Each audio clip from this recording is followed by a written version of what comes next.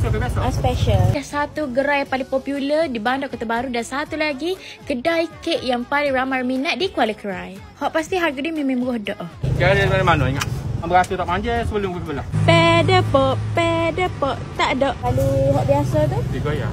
Susah tau nak dapat ais lashy ni. Bukan Kota Baru lah kalau tak terah lagi ais lashy Pok Cik ni. Kalau saya awak nak tahu, dia punya lokasi dekat Pantai Timur sahaja. Kalau lambat, memang saya awak kena berkata siapalah Pakistan belakang.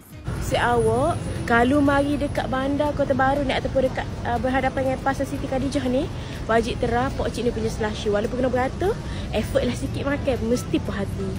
Ais slushy hot Pok Cik ni jual macam-macam jenis puisi ada. Hot paling famous ada pedepop dan juga strawberry. Kena Oreo sauce. Special ke biasa? Special. Mango special.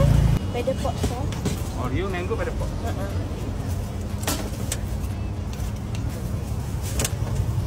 Berapa yang kalau special? 5 ya. 5 ya. Kalau hot biasa tu? 3 ya. 3 ya. Cik buka hari ke apa cik? Ayah hak sampai Rabu. 10.30 sampai pukul 2. Memang sini je lah tempat dia? So dah. Okay. Kira dia dari mana ingat? Kira dia dari mana-mana. Kena berapa pukul berapa? 10.30 ha. 10.30 ha? Kalau nak cepat kan. Kalau nak berasa tak manja sebelum pergi belah. Sebelum ke sebelah. Pak dah ni. 4 tahun. 4 tahun. Hot biasa gitu lah dah? Biasa kosong. Kosong sedap dah. Semua tak cukup lah. Sedap. Betul? Hot lain tu dia tambah whipping cream je kan? Dia besar. Gelas besar. Special. Okay, beres. Ni mango special. Ni strawberry biasa punya. Tanpa whipping cream, tanpa jam-jam gitu. Gelas kecil sikit lah. Pedepop. Tak ada. Pedepop, ya Allah. Sejuk je tu. Dari jauh nampak ada orang nak beratur. Kemong, biru, kuning. Kalau saya awak pernah terah, saya awak beli perisa apa? Cuba komen kat bawah. Untuk saya awak suka saya ikut trend lah ni. Trend di Malaysia adalah chocolate moist. Sini kalau saya awak jejak kaki kat Kuala Krai, saya awak kena jejak kaki try cake chocolate by MM Dessert. Ni ada tengok. Ada tengok mana. Berapa sendok wis kala? Kalau kita akan bagi sos tengah. Sos tengah. Hot chocolate di tengah bubur sekarang ni adalah cake chocolate lah. Yang basic punya.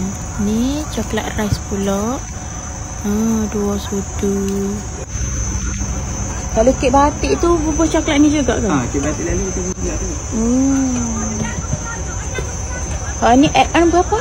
5 ya. 5 ya. 15. Ni pula perisa pistachio.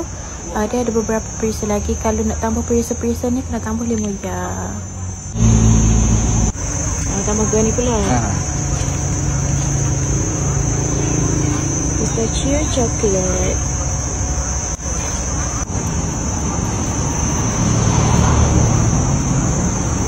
Ada buka pukul berapa? Buka 11 pagi sampai ni setengah petang. Ini kita bagi sendok lah. Sos sendok. Hot coklat sos sendok ni adalah kek batik yo. Abang ada cuti ke? Cutinya ada hari Jumaat lah lagi. Hari Jumaat lah. 35.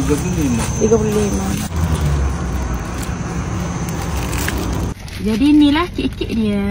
Jadi kek yang pertama kita try adalah kek batik chocolate moist dia.